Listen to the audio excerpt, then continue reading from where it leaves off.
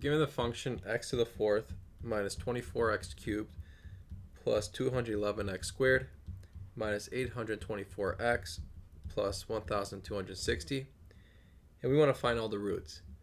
But we're given that one of the roots is 4 minus 2i, so the other root has to be a conjugate of this, because conjugate roots come in pairs. So to take the conjugate of this, you get 4 plus 2i. We know that this is a fourth degree polynomial, so we should have 4 zeros. So what I'm going to do now is take x minus each of these zeros and then multiply them. So what we have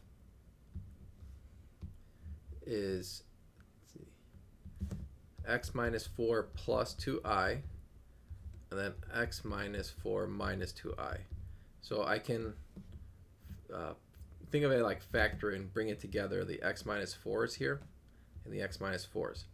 And the idea here is that, if you have a plus b times a minus b, it's going to be a squared minus b squared.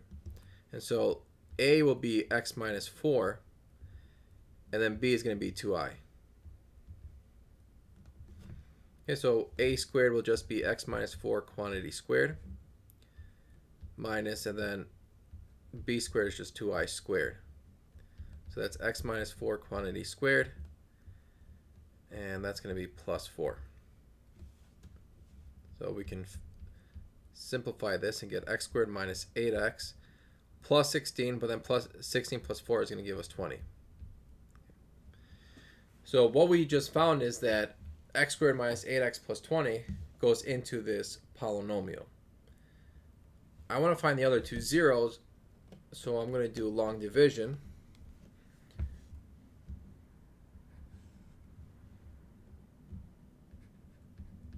So outside here is going to be x squared minus 8x plus 20, and then inside will be x to the fourth minus 24x cubed plus 211x squared minus 824x plus 1260. So the way to do this is to always look at the highest degree terms, both inside and outside. So that's x squared and x to the fourth. What do you multiply x squared to get to x to the fourth? Well, that's going to be x squared. So make sure to multiply x squared by all of these terms. Get x to the fourth minus 8x cubed plus 20x squared. And we want to make sure we subtract all of these. X to the fourth cancel. Negative 24x cubed minus negative 8x cubed is negative 16x cubed. 211 minus 20, that's going to give us 191x squared. And then I'm just going to bring one of them down, will be negative 824x. Now we look at x squared and negative 16x cubed.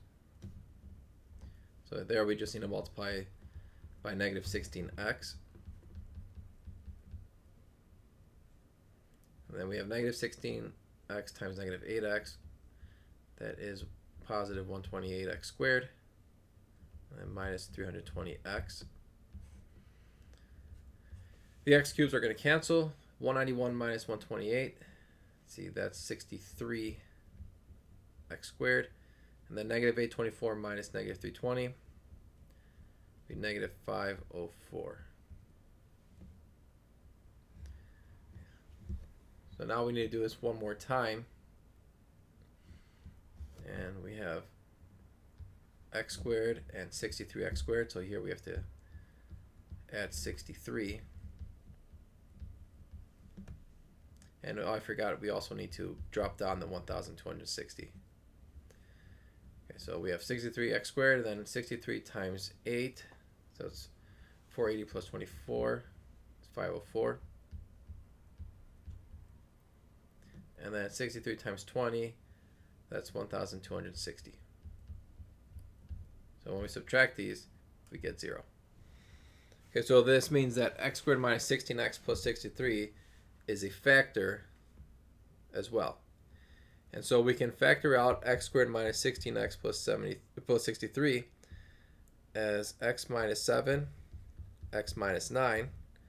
And if we set this equal to 0, we get x equals 7 and x equals 9 as well.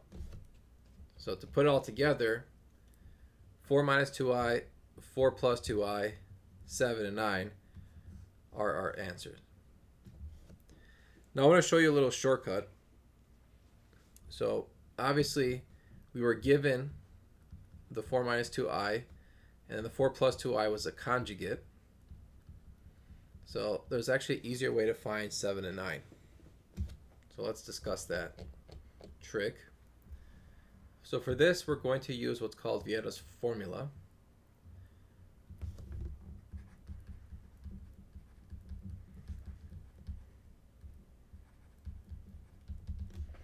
And so what this says is, how do you find the sum of the zeros and the product of the zeros? So in this case, the sum is just going to be this x cubed term. So the opposite of the x cubed coefficient divided by the coefficient of the x to the fourth. Okay, so that's going to be opposite negative 24 over 1, which is just 24.